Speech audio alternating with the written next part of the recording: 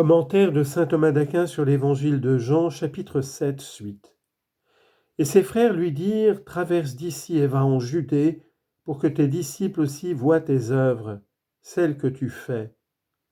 Personne en effet ne fait quelque chose dans le secret s'il cherche à être lui-même au grand jour. Si tu fais ces choses, manifeste-toi au monde. En effet, ses frères non plus ne croyaient pas en lui. Commentaire.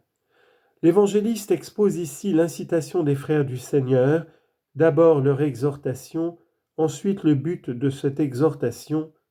Enfin, l'évangéliste montre pourquoi il l'exhorte ainsi. L'évangéliste commence donc par faire connaître ceux qui s'adressent au Christ, ses frères, non des frères selon la chair, du même sein que lui, blasphème que proféra Helvidius, car la foi catholique nie que ce saint virginal très saint, qui enfanta Dieu homme, ait ensuite conçu un autre homme mortel.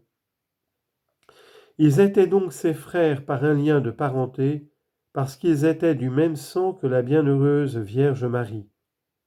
C'est en effet la coutume de l'Écriture d'appeler frères ceux qui sont liés par le sang.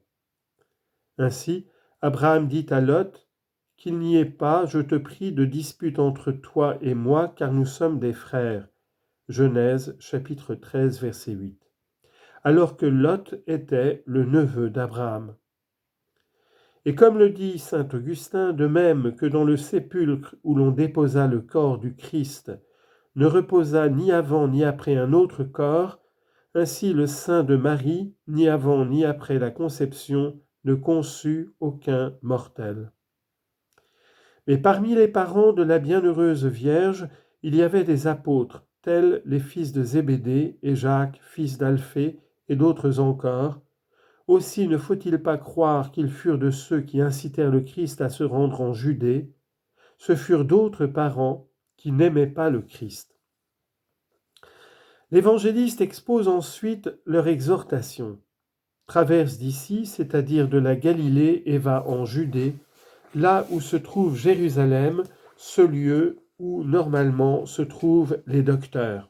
Citation, « Toi qui vois, va, fuis dans la terre de Juda, et mange là ton pain, et là tu prophétiseras. » Amos, chapitre 7, verset 12. Il donne aussi le but de cette exhortation en disant « Pour que tes disciples aussi voient tes œuvres, celles que tu fais. » Par ces paroles, il montre qu'ils sont avides de vaine gloire, soupçonneux et incrédules. Ils se montrent avides de vaine gloire quand ils disent « Pour que tes disciples aussi voient tes œuvres, celles que tu fais. » Ils éprouvaient en effet des sentiments purement humains à l'égard du Christ et voulaient capter la gloire de l'honneur humain que les foules rendaient au Christ. Et c'est pourquoi ils l'amenaient à accomplir ses œuvres en public. Car c'est le propre de l'assoiffé de vaine gloire que de manifester en public tout ce qu'il y a de glorieux en lui ou chez les siens. Citation, « Ils aiment prier debout dans les synagogues et au coin des places, afin de se faire voir des hommes. » Matthieu chapitre 6, verset 5.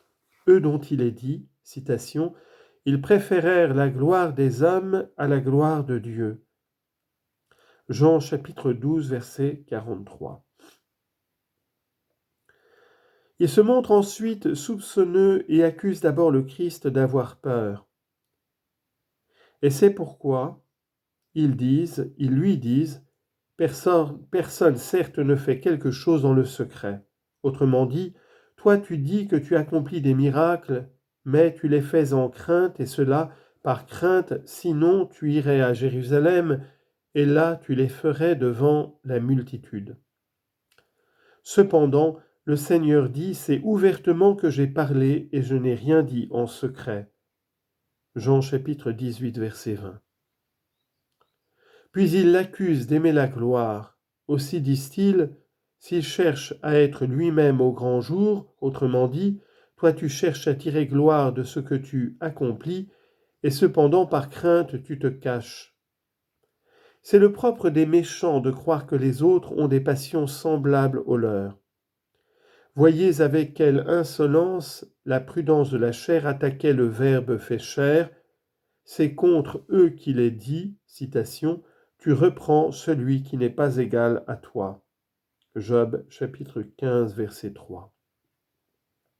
Enfin, ils se montrent incrédules quand ils ajoutent « Si tu fais ces choses, manifeste-toi au monde », comme mettant en doute le fait qu'il accomplisse lui-même des miracles. Citation, « Celui qui est incrédule agit d'une manière infidèle ». Isaïe chapitre 21 verset 2.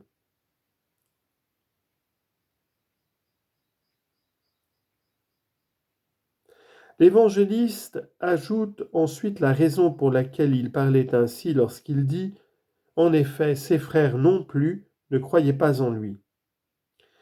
Il arrive en effet que les hommes charnels soient les pires ennemis de ceux qui sont unis par le sang et qu'ils envient leurs biens spirituels, et ainsi ils les méprisent.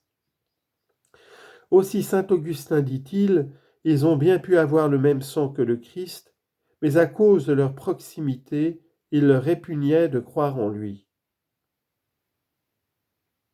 Citation, « L'homme a pour ennemis ceux de sa propre maison » Michée chapitre 7 verset 6. Et encore, « Il a éloigné mes frères de moi et mes amis comme des étrangers se sont retirés de moi. Mes proches m'ont abandonné et ceux qui me connaissaient m'ont oublié. » Job chapitre 19 versets 13 et 14.